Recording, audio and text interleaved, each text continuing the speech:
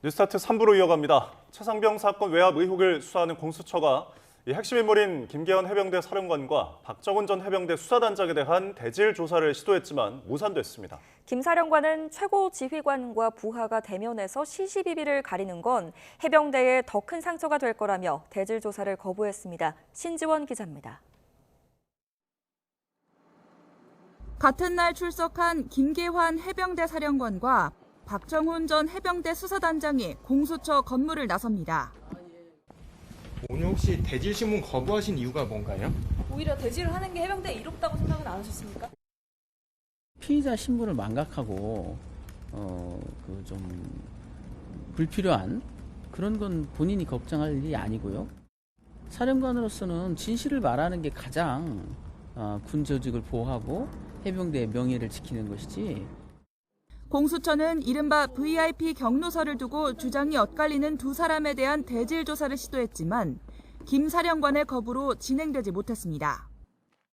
김 사령관 측은 해병대를 책임지고 있는 최고 지휘관과 부하가 대면해 시시비비를 가리는 것은 해병대에 더 큰 상처를 주는 일이라며 본연의 업무 수행에 지장이 우려된다고 대질 거부 사유를 밝혔습니다.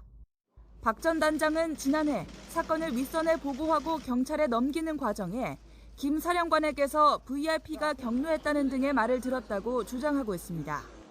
하지만 김 사령관은 그런 이야기는 들어본 적도 박 전 단장에게 말한 적도 없다는 입장입니다. VIP 경로설은 실제로 외압이 있었는지, 있었다면 윗선은 어디까지인지를 판가름할 주요 쟁점.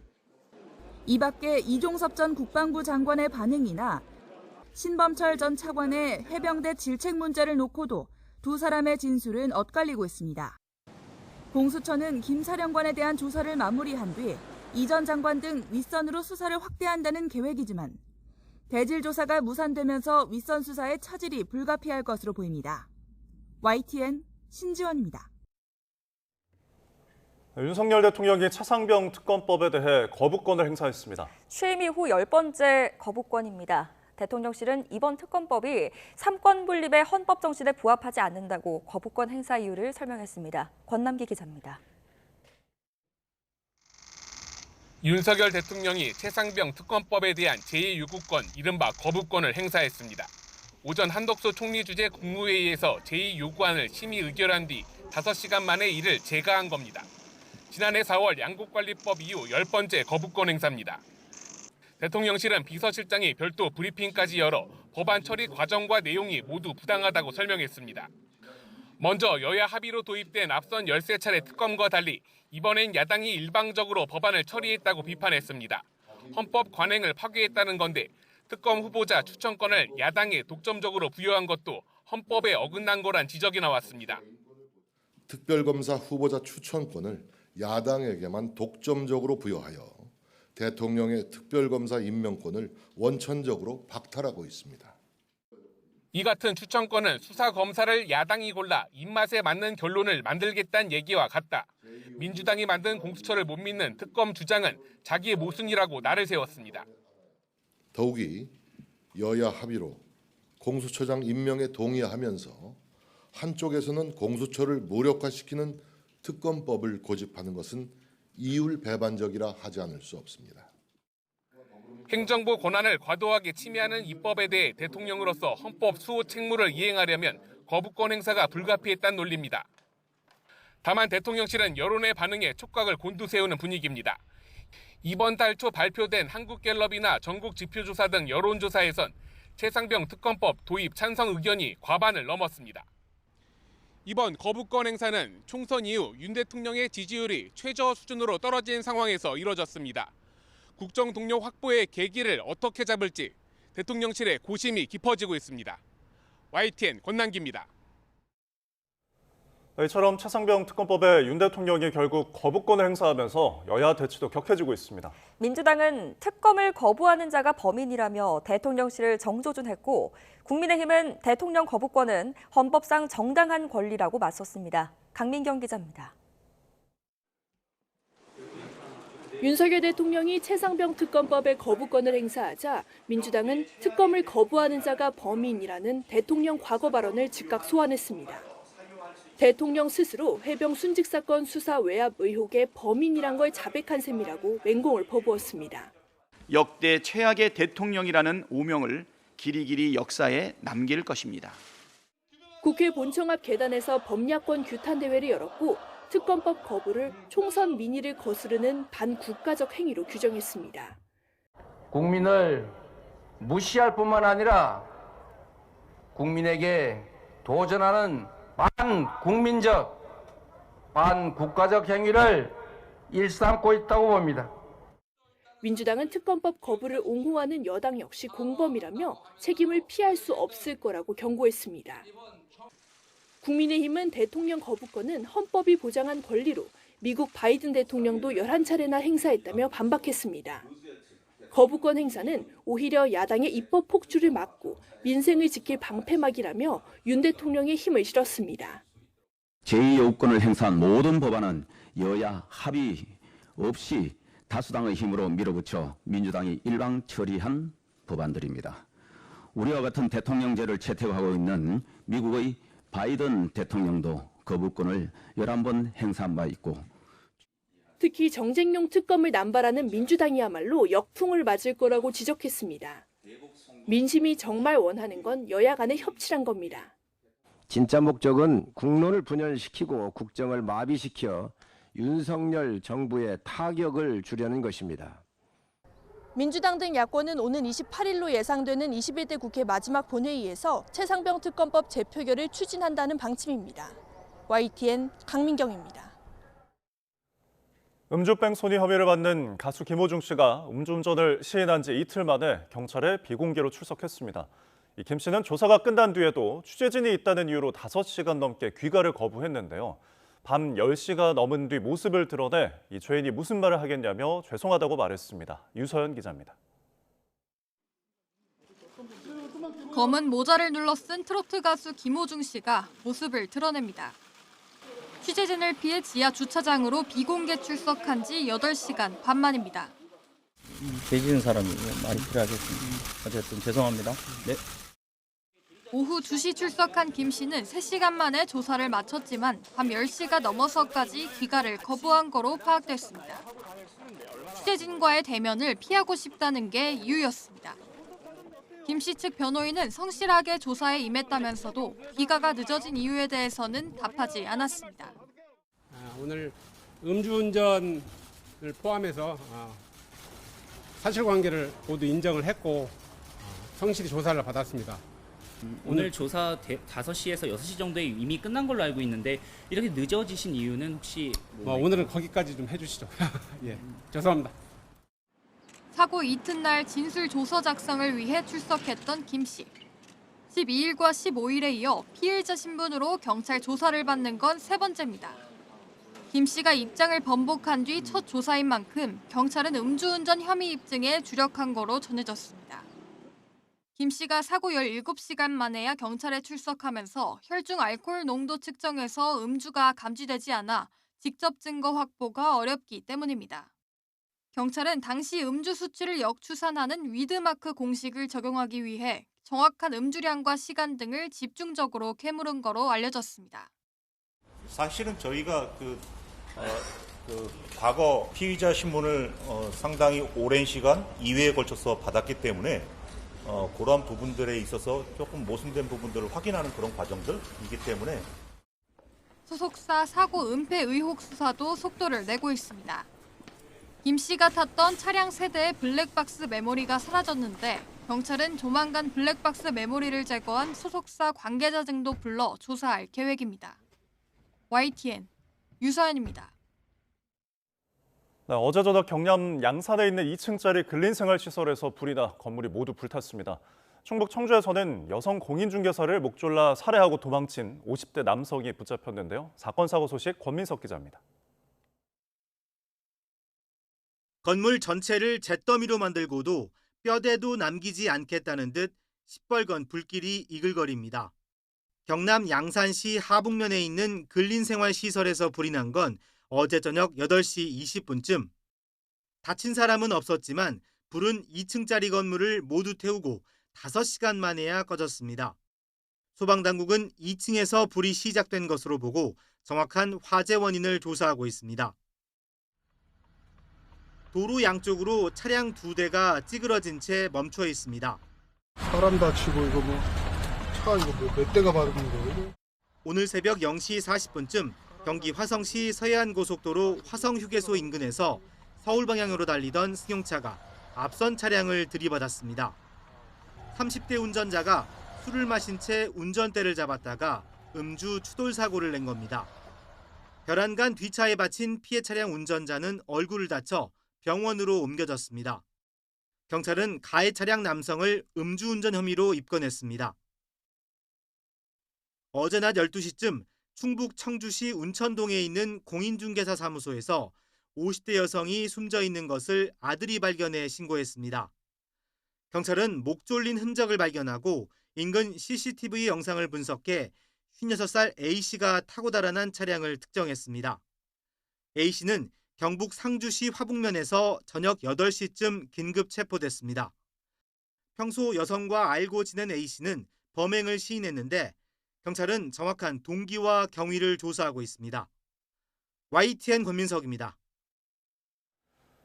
네, 앞으로 식당에서 소주 한 잔만 시켜서 마시는 것도 가능해집니다. 무알콜 맥주를 판매하는 것도 생길 걸로 보이는데요. 화면 보시면서 설명드리겠습니다.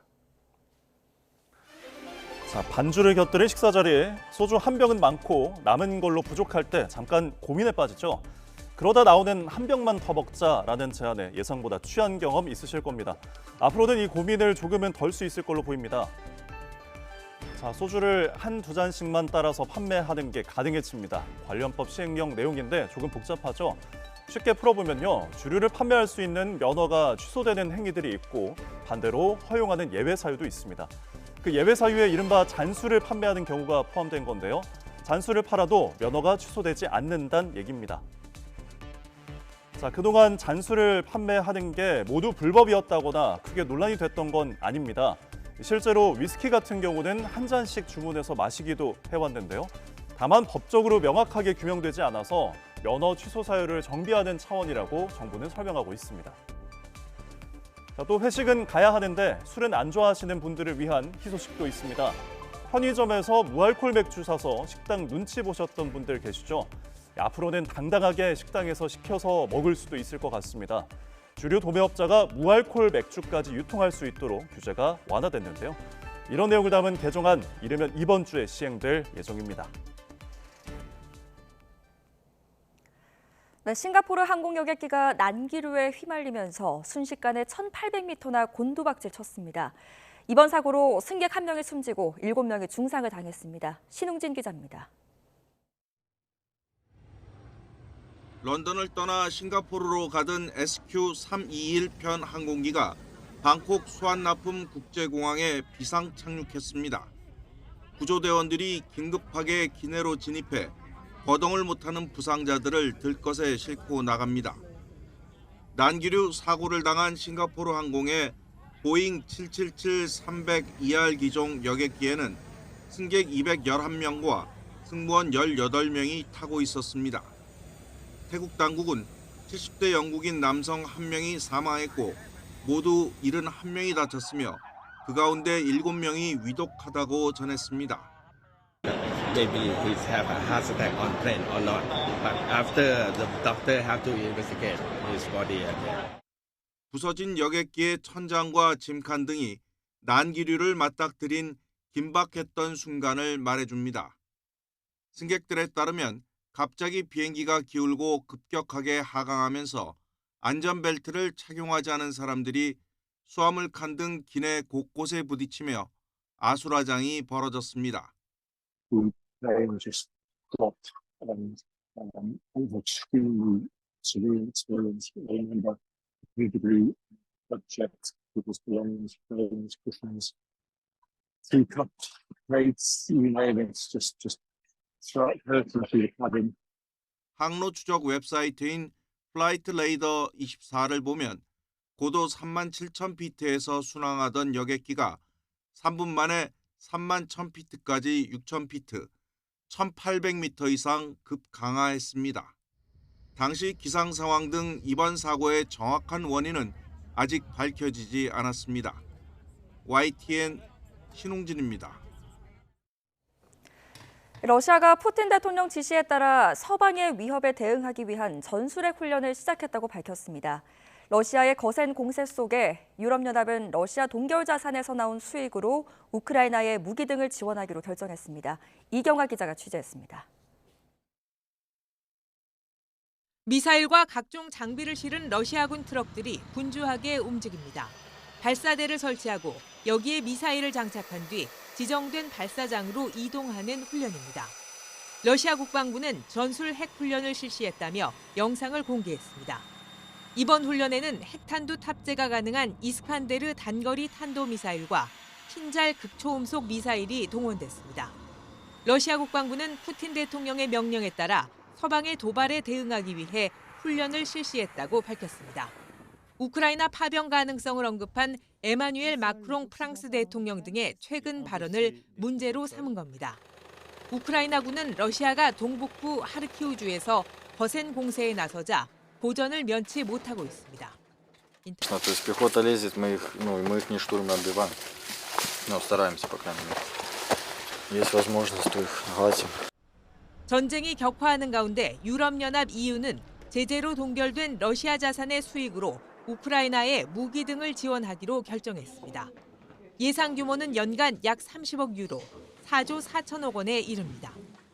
der europäischen Ebene genau mit Blick auf die Zinsen eine gemeinsame Position, auch dazu, dass es zur Unterstützung der Selbstverteidigung genutzt werden.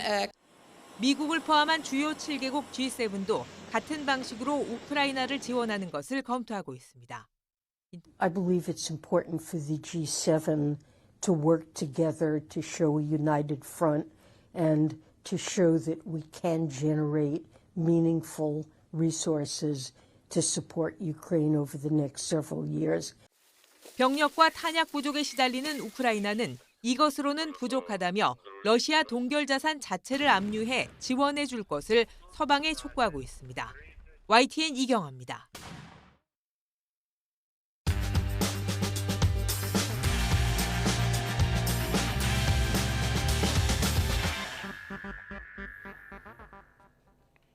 (5월 20일) 수요일 주간 브리핑 시작합니다. 먼저 동아일보 기사 보겠습니다. 최근 정부가 해외 직구 금지 정책 발표했다가 철회하면서 큰 논란이 있었죠. 그런데 또다시 정부가 말을 바꾼 정책이 나왔습니다. 고령자 운전 자격 관리 및 제한 논란인데요. 자세히 보겠습니다. 먼저 국토교통부와 경찰청이 배포한 보도자료 보겠습니다. 고령 운전자 운전 자격을 관리하는 내용인데요. 교통안전을 현저하게 위협하는 경우에 한해서 고령자의 운전 자격을 제한적으로 관리할 방침이란 겁니다. 또 65세 이상 운전자를 대상으로 운전 능력 평가를 강화하겠다고 밝혔습니다. 이번엔 고령 운전자가 얼마나 되는지 볼까요? 지난해에는 474만 명, 그런데 16년 뒤인 2040년에는 1,300만 명을 넘을 거라고 합니다. 이렇게 500만 명에 육박하는 고령 운전자와 온라인, 정치권을 중심으로 반발이 일었습니다. 노인 차별, 이동권 침해라는 지적과 함께 생계형 운전자를 고려하지 않은 정책이란 겁니다. 이렇게 논란이 커졌죠. 국토부는 다시 보도자료를 냈습니다. 뭐가 달라졌나? 단어 하나가 쏙 바뀌었습니다. 고령자라는 단어를 빼고 고위험자로 바꿨죠. 특정 연령층 대상이 아니고 나이와 상관없이 운전 능력을 평가하겠다는 거라면서 해명했습니다. 이렇게 비슷한 패턴이 반복되고 있죠. 정책을 발표하고 논란이 일면 해명하면서 진화에 나서고 있습니다. 전문가들은 사회적으로 민감한 이슈를 정부가 설익은 태도로 대하고 있다고 지적합니다. 많은 국민이 정책 취지엔 동의하더라도 표현이나 방식이 공감을 얻지 못하면 역효과가 날 수 있다고 신문은 지적하고 있습니다.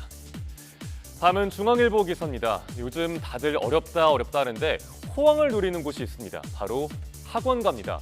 로펌과 대기업 직장인부터 초등학생까지 이 의대 레이스에 뛰어들면서 학원가는 의대 증원 특수를 누리고 있다는 내용입니다. 2025학년도 의대 증원 규모가 1,509명으로 사실상 확정이 됐죠. 의대 진학이라는 공통된 목표로 달리는 사람들, 연령대도 다양한데 이들이 한데 모이는 곳, 바로 대한민국 사교육의 1번지 강남 대치동입니다. 상위권과 대학생, 지방의대생은 물론이고 밤이 되면 퇴근하고 온 직장인들까지 몰리고 있습니다. 대학생 성인만 몰리는 게 아니고요. 초등학교 4학년까지 의대반 수업을 들으려고 한다고 합니다.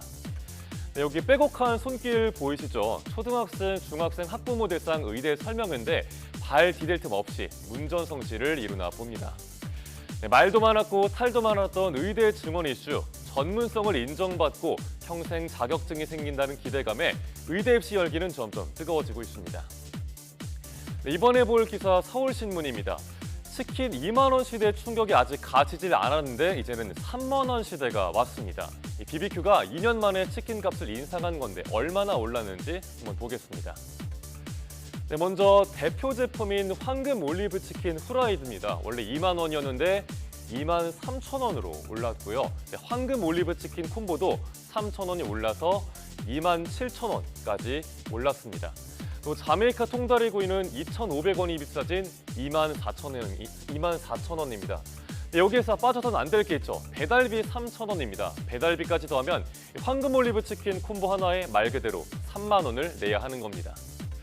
네, BBQ는 재료 가격과 최저임금, 임차료가 올라서 가격 인상이 불가피하다는 입장입니다. 지난해 앞서 가격을 올렸던 교촌치킨은 매출은 줄었지만 영업이익은 늘었습니다. 그런데 닭고기 산지 가격은 떨어지고 있습니다. 원재료 값은 떨어지는데 소비자 가격은 왜 오르는 걸지 저만 궁금한 건 아니죠. 소비자들의 불만을 피하긴 어려워 보입니다. 다음으로 동아일보 기사 하나 더 보겠습니다. 바로 집값 얘기인데요. 20대 때 월급 한 푼도 안 쓰고 모아서 서울에 집을 사려고 하면 얼마나 걸릴지. 2000년엔 40세면 가능했는데 2022년 기준으로는 49세까지 늦춰졌습니다. 이 집값이 얼마나 올랐는지 체감이 되는 기사입니다. 2000년 기준 24살 청년이 월급을 전부 쓰지 않고 모았다고 가정을 했을 때 16년 뒤인 40쯤에는 서울에 집을 살 수가 있었습니다. 2022년 기준은 어떨까요? 25년 가까이 걸려서 49세여야 가능하다고 합니다. 내 집 마련 시기가 9년이나 늦춰진 거죠. 이것도 한 푼도 안 쓰고 전부 모았을 때나 가능한 가정입니다. 이렇게 내 집 마련이 어려운 이유는 뭘까요? 우리 다들 이런 말 하죠. 월급 빼고 전부 다 오른다. 월급이 오르긴 올라도 집값이 오르는 폭을 쫓아가지 못하면서 나타난 현상입니다. 월급보다 집값이 더 오르는 거죠. 전문가들은 청년 주거 지원에 정부가 더 적극적으로 나서야 한다고 조언하고 있습니다. 네, 마지막으로 조선일보 기사 보시죠. AI 음성에서 갑자기 내 목소리가 들린다면 어떨까요? 미국의 유명 배우 스칼렛 조앤슨이 겪은 일입니다. AI 음성을 둘러싸고 사회적인 갈등이 일파만파 커지고 있습니다. 스칼렛 조앤슨이 분노한 이유, 바로 내 목소리를 쓰라고 동의한 적이 없는데 자신의 목소리와 똑같은 음성이 챗GPT에서 나온 겁니다. 조앤슨은 법적 대응에 나서겠다고 했고 챗GPT 개발사인 오픈AI는 목소리 사용을 일시 중단하겠다고 밝혔습니다. 해외에선 이와 같은 AI 커버 음성과 관련한 소송이 잇따라 발생하고 있습니다. 유명 래퍼 드레이크가 생성형 AI를 사용해서 사망한 래퍼 투팍의 목소리를 넣은 신곡을 공개해 논란이 되기도 했습니다. AI로 콘텐츠를 만들어내는 게 더없이 편해지고 쉬워진 요즘, 사람의 목소리나 창작물이 동의 없이 사용되면서 갈등도 늘어나고 있습니다. AI 서비스 종류가 다양해질수록 AI 콘텐츠를 둘러싼 합법성 논란은 더 치열해질 걸로 보입니다. 5월 22일 아침 신문 살펴봤습니다. 지금까지 주간 브리핑이었습니다.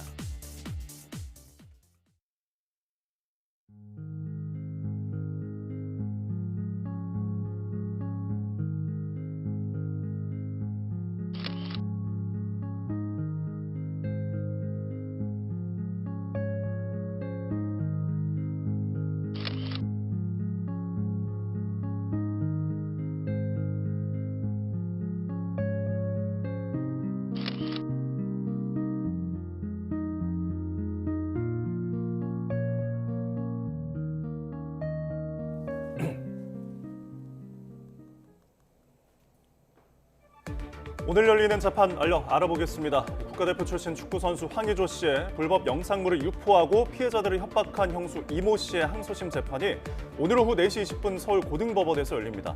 앞서 이 씨는 1심에서 보복 협박 등의 혐의로 징역 3년을 선고받았지만 형량이 너무 무겁다며 항소했습니다. 네, 오늘 오후 3시 50분에는요. 구현모 전 KT 대표의 쪼개기 후원과 횡령 사건 항소심이 열립니다. 오늘은 횡령 사건에 대한 검찰의 구형과 최종 결론이 있을 예정인데 앞서 구 전 대표는 검찰의 약식 명령에 불복해 정식 재판을 받았고 1심에서 벌금형을 선고받았습니다. 지난해 말 한동훈 당시 법무부 장관의 서울 강남 자택 현관문 앞에 흉기를 두고 도주한 남성의 항소심 첫 재판이 오늘 오후 3시 반에 열립니다. 이 남성은 망상에 빠져 범행을 저질렀다고 호소했고 1심에서 징역 1년을 선고받았습니다. 오후 2시에는 친아버지를 살해하려 한 혐의로 1심에서 징역 2년 6개월을 선고받은 20대 남성에 대한 항소심 선고가 내려집니다. 일용직으로 일하며 홀로 아들을 키운 아버지는 항소심 공판에서 아들과 함께 살 수 있도록 도와달라며 재판부에 선처를 호소했습니다. 네, 같은 시각 류호혜 전 자유한국당 최고위원이 홍준표 대구시장에게서 성희롱을 당했다며 제기한 손해배상 소송에 항고심 선고가 내려질 예정입니다. 앞서 법원은 홍 시장이 류 전 의원을 모욕했다며 위자료 300만 원을 내라고 판단했지만 성희롱을 인정한 건 아니라며 1심에서 홍 시장의 손을 들어줬습니다. 지금까지 오늘의 재판이었습니다.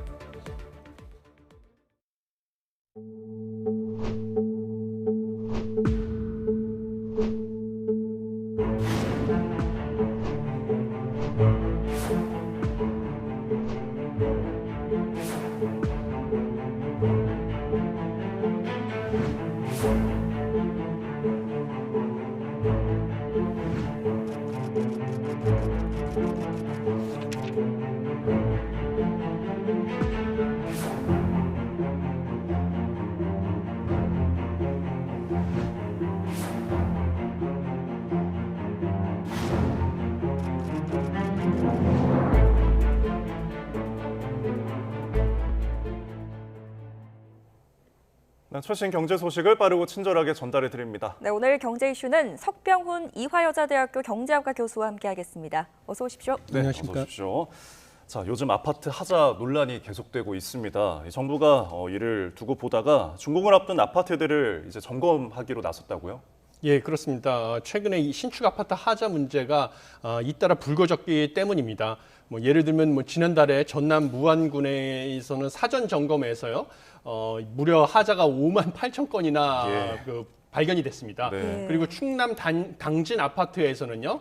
곰팡이가 난 자재를 사용한 것이 밝혀졌고요. 그다음에 대구 아파트 같은 경우는 비상 계단을 깎아내는 이 보수 공사가 이루어지는 등 최근에 이 신축 아파트 하자 문제가 연이어 발견이 되니까 이것에 대해서 정부가 직접 나서 가지고 긴급 점검을 하겠다라고 발표를 하게 됐습니다. 네. 최근에 논란이 됐던 아파트들을 보면요. 놀랍게도 저희가 다 아는 아파트들입니다. 시공사도 다 알만한 시공사들일 텐데 왜 이런 일들이 일어난 걸까요? 예, 이게 사실 인플레이션 때문에요. 최근 몇 년간 공사비가 지속적으로 상승이 됐고요. 그리고 건설 자재나 인력 수급 등 부족 문제도 수년간 지속이 됐기 때문인 것으로 보입니다. 네. 예. 자, 지금 앞으로는 원자재 값도 이제 계속 오를 거고 지속적으로 이제 일회성으로 이렇게 점검을 한들 이게 좀 앞으로도 개선이 될 여지가 있는지 좀 궁금하거든요. 어떤 대책이 좀 실효성 있는 게 필요하지 않을까요? 예, 그렇습니다. 사실 근본적인 해결책은 이 후분양제로 가는 것이 근본적인 해결책입니다. 사실 이런 문제가 지속적으로 발생되는 것은 기존에 우리가 가지고 있는 선분양제 시스템이거든요. 그래서 먼저 그 중도금하고 계약금을 이용해서 건설사가 아파트를 건설을 하고요. 그다음에 입주자의 수분양자 입장에서는 자기가 이제 본 모델하우스만 보고 돈을 다 낸 다음에 이제 최종적으로 자기가 들어갈 집을 보지 않은 상태에서 대금을 다 납부를 한 것이죠. 예. 그리고 나중에 본 것은 모델하우스와 상당히 다른 집에 들어가게 되다 보니까 이제 불만이 많은 수밖에 없는 상황이거든요. 그리고 그 사이에 이제 공사비도 또 변동이 있을 수가 있고 인플레이션 같은 것이 발생을 하면요. 그래서 근본적인 해결책은 후분양제로 가는 것인데 여러 가지 현실 여건상 후분양제로 가게 되면 또 반대로 건설 기간도 길어지고 네. 분양가가 상승하는 것도 불가피한 상황입니다. 그래서 이 후분양제로 가기도 쉽지 않은 상황이고요. 그러면 또 다른 해결책은 무엇이냐? 예. 그러면 최근에 물가가 상승한 것을 반영해서 공사비를 또 일부 인상하는 것이 불가피하지 않나 이런 또 논란이 있습니다. 그래서 예. 물가 상승률을 반영해서 공사비를 책정해야만 결국은 지금 최저가 입찰, 불법 하도급 관행, 그다음에 뭐 이것이 부실 시공 사태로 이어지는 이런 악순환의 고리를 결국 일부 차단할 수가 있다라고 보고 있습니다. 네. 국토부가 부실 시공 아파트들에 대해서 이제 긴급 점검에 나섭니다. 입주를 앞둔 분들은 이번 점검에 내가 살게 될 아파트도 좀 점검 대상에 들어갔으면 좋겠다 이렇게 바라는 분들도 계실 것 같은데 대상이 어떤지 또 점검을 하게 되면 뭘 들여다보는 건가요? 예, 지금 대상은 6개월 이내 입주 예정된 171개 단지 가운데 선정을 하는데요. 선정 기준은 최근 부실 시공 사례가 발생한 현장, 그다음에 5년간 하자 판정이 많은 상위 20개 시공사의 현장, 그다음에 벌점 부과 상위 20개 시공사의 현장 위주로 선정을 하게 돼 있습니다. 네. 그리고 집중 점검할 내용은 세대 내부, 복도, 계단실, 지하 주차장 등을 확인하고요. 콘크리트 균열, 누수 등 구조부의 하자 여부와 실내 인테리어 등 마감 공사 품질도 확인할 예정입니다. 예, 뭐 이 조치로 인해서 부실 시공이 좀 잡혔으면 하는 뭐 바람은 가져보겠습니다. 자, 다음 이야기로 넘어가서 삼성전자 이야기인데요. 이제 어제 원포인트 인사가 있었거든요. 지금 이제 DS 부문장에 정현영 부회장으로 이제 임명을 했습니다. 지금 이 인사에 대해서 전격 교체다, 뭐 이례적 인사다라는 수식이 붙는데 이 배경이 무엇이 있나요? 예, 가장 큰 배경은 삼성전자 그 반도체 부분이 사실 사상 최대 폭의 적자를 이룬 것이 가장 큰 이유라고 보고 있습니다. 예. 그리고 이 적자의 원인이 무엇이냐라고 보면 지난해 15조 원 가까이 영업 적자를 냈는데요. 적자의 가장 큰 원인은 지금 이제 고부가 가치 상품이죠. HBM에서 그 실기를 해서 경쟁사인 SK 하이닉스에게 주도권을 넘겨준 것이 가장 큰 원인이다. 라고 본 것이 이렇게 지금 이례적으로 사장단 정기 인사를 7개월 앞당겨서 반도체 부분에 수장을 교체하는 이런 인사를 단행한 배경으로 보고 있고요. 그다음에 새로 임명된 전영현 부회장 같은 경우는요, 메모리 반도체와 배터리 사업에서 성과를 낸 전문 경영인으로서 이번에 그 반도체 위기를 극복할 주역이다라고 지금 기대를 받고 있는 상황입니다. 네, 이번 발표를 놓고 삼성전자가 이제 위기를 인정했다 이런 평가들이 나오더라고요. HBM이라고 부르죠. 특히 고대역 폭 메모리 시장에서 삼성이 조금 늦었다라는 거는 인정할 수밖에 없는 사실인 건가요? 예, 그렇습니다. 지금 HBM이라는 것은 D램, 기존의 메모리 반도체 D램을 여러 개의 수직으로 연결을 해가지고 데이터 처리 속도를 혁신적으로 끌어올린 메모리 반도체입니다. 그래서 인공지능 연산에서 필수적으로 필요한 것인데요. 가격은 기존의 일반 D램보다 몇 배 비싸지만 수익성이 월등히 높아가지고 미래 이 반도체 시장에서 아주 중요한 그 먹거리가 되겠습니다. 그런데 이것이 하이닉스가 SK 하이닉스 같은 경우는 정말 오랜 기간 투자를 해가지고요. 점유율을 끌어올려서 현재 글로벌 점유율에서 52.5%를 달성을 하고 있습니다. 2024년 전망치 기준으로요. 그런데 삼성전자는 42.4%이기 때문에요.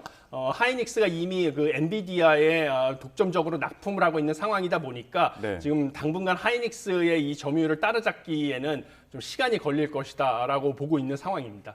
예, 알겠습니다. 자, 지금 이제 반도체 수장 교체가 이뤄졌지만 아까 언급하신 것처럼 7개월 이후에 예정된 그 사장단 인사를 좀 앞당겨서 한 감이 있잖아요. 뭐 그뿐만 아니라 이제 임기를 보니까 이전에 2021년에는 7년 했고 그 이후 인사는 또 5년 했고 이 직전에 이제 3년인데 교체 주기가 좀 빨라지고 있는 느낌이거든요. 이 부분은 어떻게 볼 수 있을까요? 예, 사실 교체 주기가 이렇게 7년, 5년, 3년으로 갈수록 빨라지고 있는 것은 그만큼 글로벌 반도체 시장에서 기술이 빠르게 발전을 하면서 상황 변화 주기가 점점 빨라지고 있다라고 보시면 되겠습니다. 그 영향으로 당연히 반도체 사업 부분을 이끄는 수장의 교체 주기도 점점 빨라질 수밖에 없는 상황이다라고 보시면 되겠습니다. 네, 삼성이 이번 인사를 통해서 반전을 꾀할 수 있을지 한번 지켜보면 좋을 것 같습니다. 다음 주제로 한번 넘어가 볼게요. 은행 얘기인데요. 한동안 은행들이 점포들을 많이 줄여왔었잖아요. 근데 또 곳곳에서는 최근에 다시 늘리는 곳이 있다고 하더라고요. 예, 그렇습니다. 지금 보시면 2023년 대비 2024년에요. 5대 시중은행 중에서 국민은행, 하나은행, 그다음에 농협은행 같은 경우에 그 점포 수를 늘렸습니다. 그런데 이렇게 은행에서 점포를 늘리기 시작한 이유는 크게 두 가지가 있는데요. 첫 번째는 지난해 금융당국에서 점포 폐쇄 내실화 방안을 발표를 하면서 점포를 지나치게 많이 폐쇄를 하니까 사실 많은 고객들이 불편을 겪게 되는 상황에 처했습니다. 그래서 점포 폐쇄를 좀 억제를 폐쇄를 하고자 하는 그런 압박을 가한 영향이 있고요. 두 번째 이유는 지난 5년간 5대 은행에서 무려 700개 이상의 영업점을 폐쇄를 했습니다. 그래서 이미 좀 경영 성과가 안 좋고 수익성이 떨어지는 영업점은 상당수 폐쇄가 됐기 때문에 추가적인 점포 폐쇄가 거의 필요가 없는 상황이다라고 보는 영향. 이런 두 가지 이유 때문에 이제는 점포 폐쇄보다는 추가적으로 점포를 늘리는 이런 추세가 됐다라고 보시면 되겠습니다. 네.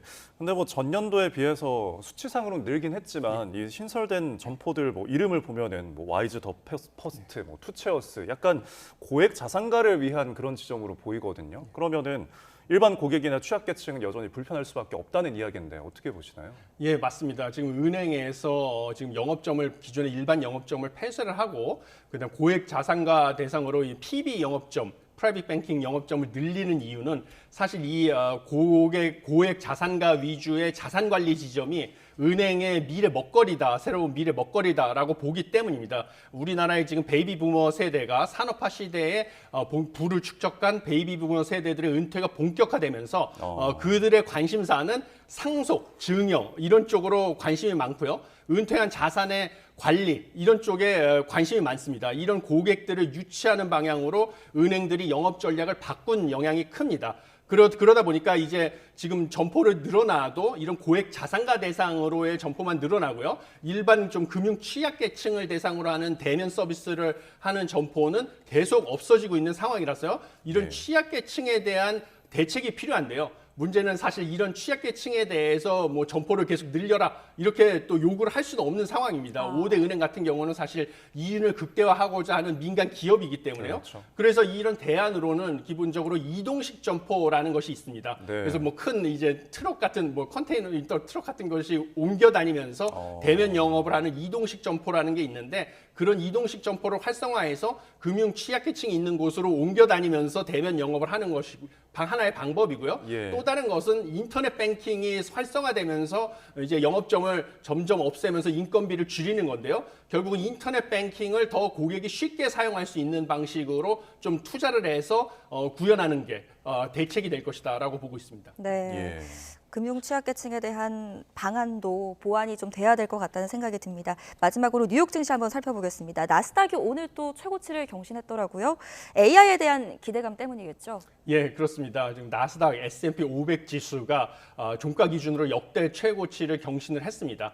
이렇게 뭐 앵커님께서 말씀하신 것처럼 엔비디아 등 인공지능 AI에 대한 기대감이 크게 오른 것이 큰데요. 그래서 나스닥 같은 경우 기술주 위주의 나스닥 같은 경우는 2거래일 연속 역대 최고치를 달성을 했습니다. 그래서 엔비디아 같은 경우는 지금 실적 발표를 임박하고 있는데 이거에 대한 기대감으로 지금 시장 심리를 견인하고 있는데 월가 전문가들은 엔비디아의 그 주식 목표가를 잇따라 상향 조정을 하고 있습니다. 그래서 엔비디아 실적에 대한 기대감이 큰 상황이고요. 또 마이크로소프트 같은 경우도 인공지능이 탑재된 새로운 PC를 발표함으로써 장중 역대 최고치를 경신하는 등 AI 열풍 속에서 기술주 위주로 지금 주가가 상승하고 있는 상황입니다. 네, 한동안 또 흐름을 지켜봐야 될 것 같습니다. 지금까지 석병훈 이화여자대학교 경제학교 교수와 함께했습니다. 고맙습니다. 감사합니다. 잘 들었습니다.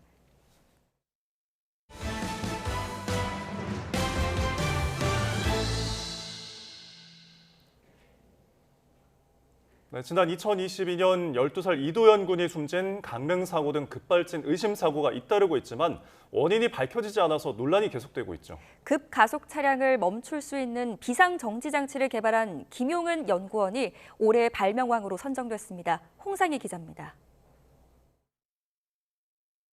지난 2022년 강릉에서 할머니가 운전하던 SUV가 돌진해 12살 손자를 잃었던 사고.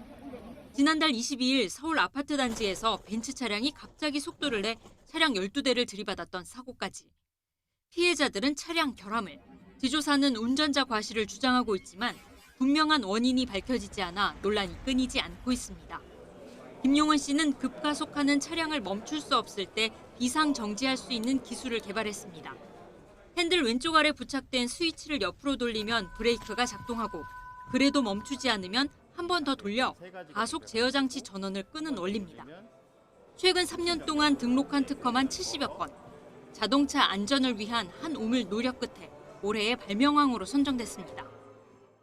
가속이 돼서 또 나는 사고들도 봤기 때문에 그런 경우에는 이제 사고가 아주 크게 됩니다. 그런 게 너무 보기가 안타까워서 차량들의 장착이 돼서 사고가 줄었으면 하는 생각입니다.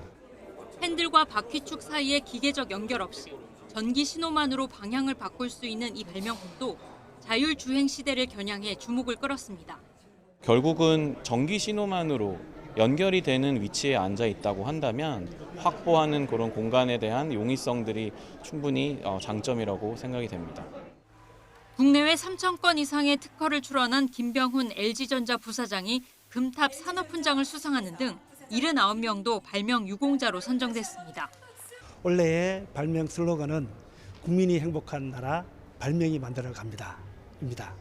발명을 통해서 일어나는 혁신이 국민의 행복과 직결되는 것을 국민과 그리고 발명인들이 인식을 해서 함께 노력하자는 그런 바람입니다. 1441년 세계 최초의 치구기로 농민들의 시름을 덜었던 것처럼 우리의 삶을 더 풍요롭고 안전하게 지켜줄 발명의 노력은 오늘도 계속되고 있습니다. YTN 홍사입니다. 오늘도 전국이 대체로 맑은 가운데 낮 동안 여름 더위가 이어지겠습니다. 특히 동풍이 불며 선선했던 동해안 지역도 오늘은 기온이 크게 올라 덥겠습니다. 자세한 날씨 알아보겠습니다. 신미림 캐스터. 네, 상암동 야외 스튜디오에 나와 있습니다. 네, 어제는 서쪽이 덥고 동쪽은 서늘했는데 오늘은 어떤가요? 네, 6월 여름의 시작을 앞두고 기온 변화가 무척 심한데요. 어제는 서울 등 서쪽 지방을 중심으로 기온이 크게 올랐다면 오늘은 동쪽 지방에서도 때이른 여름 더위가 찾아오겠습니다. 오늘 서울의 한낮 기온은 26도로 여전히 예년 이맘때 기온을 웃돌겠고요. 강릉은 28도까지 오르는 등 어제보다 무려 7도가량이 높아지겠습니다. 자세한 지역별 기온부터 살펴보도록 하겠는데요. 현재 서울 기온은 16.8도, 대전은 17.1도로 출발하고 있습니다. 한낮에는 기온이 크게 올라서 일교차도 무척 심하겠는데요. 오늘 서울 낮 기온은 26도, 광주와 대구 29도 등으로 예년 기온을 1에서 5도가량 웃돌겠고요. 동풍이 불며 서늘했던 동해안 지역도 오늘은 25도를 웃돌면서 다소 덥겠습니다. 네, 하늘 표정도 궁금한데요. 오늘도 쾌청한가요? 네, 오늘도 전국적으로 맑고 파란 하늘이 함께하겠습니다. 다만 서쪽 지방을 중심으로는 오전까지 가시거리 200m가 채 안 되는 짙은 안개가 낄 것으로 보이는데요. 출근길 교통안전에 각별히 주의하셔야겠습니다. 안개는 기온이 오르면서 점차 사라질 것으로 보이고요. 낮 동안에는 전국적으로 대체로 맑은 하늘이 함께하겠습니다. 다만 맑은 하늘에 강한 볕이 내리쬐며 전국의 자외선 지수가 높게 치솟겠고요. 곳곳에서 오존 농도까지 짙게 나타나겠습니다. 남은 한 주간 때이른 여름 더위가 이어지겠고 일교차도 크게 벌어지겠습니다. 휴일에는 서울 등 곳곳에서 비가 시작돼 월요일까지 이어질 전망입니다. 벌써 엿새째 제주 산간을 중심으로는 건조특보가 이어지고 있는데요. 산불 등 대형 화재가 발생하지 않도록 불씨관리 철저히 해주셔야겠습니다. 지금까지 YTN 신미림입니다. 이상으로 뉴스타트를 마칩니다. 시청해주셔서 고맙습니다.